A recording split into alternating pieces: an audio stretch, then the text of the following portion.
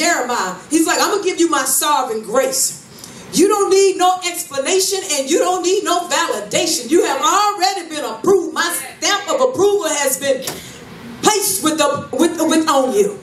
But see, Jeremiah, he had some issues, and I know why he had some issues. Because people have talked about him.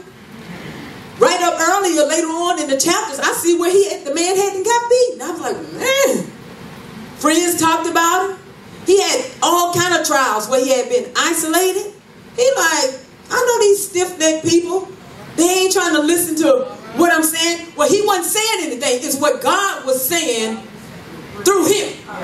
So we got to realize that when God gives us a word, you're not the deliverer. See, we forget how messed up we was and how merciful God was to us. So now we want hailstones and brimstones to hit other people in their head. Well, hey, the same mercy and grace that he showed you or me, then we need to show it to other people as well. He's telling Jeremiah, he said, I don't need you to think. Just do. Just do. Because sometimes we can think ourselves plumb up out of what God has told us to do. Turn left. Well, I want to go right. Try to take a shortcut. Ain't no shortcuts in the kingdom. Believe me. I done tried to find some. And trying to find some, I done got stuck in some places that I needed Jehovah to pull me out of. Ain't no shortcut. And you can't outrun God. I'm going to tell you that right now. You can have a new pair of Nikes. I don't care if they cost $200. You can catch a plane. You can catch a train. You still can't outrun God. Now what you do is you give up. Because you're going to get tired. So the best thing to do is say, yes, Lord. Acknowledge that you heard him calling you. And answer and say, yes, Lord. And Lord, give me a heart that when I hear you call, that I'm obedient to move to wherever you telling me to call. Because you're destined for greatness.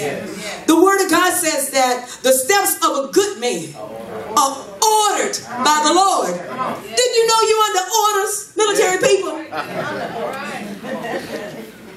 You've been granted orders. Now, how is it that a lot of people that's in the military, they can understand that very well? My husband had orders to recruiting duty. I was like, I don't want to go there. I was cutting him. I do not want to go there. He was like, Vicky, I can't change my mind. I got orders. So you know what? The only thing that I really know is military. When I'm talking to him, I'm like, well, how you don't understand? Guess what? I got a commander-in-chief that's ordering my steps. I'm under orders. My steps are ordered by the Lord. I can't just do what I want to do and go where I want to go. Man devises a plan, but God orders the steps. And all the times we're not happy with where he's sending us. Because see, it ain't comfortable. It ain't comfortable, and that's what God is trying to do. He's trying to push us out of our comfort zone. He's pulling, he's tugging, and pushing, and we think it's people. Because you're miserable? No, that's God. He's going to get you where you got to go, one way or another. I'm here to tell you, you're destined for greatness. And in the place that you're in, you can't make it where you're at. You're standing on the bank.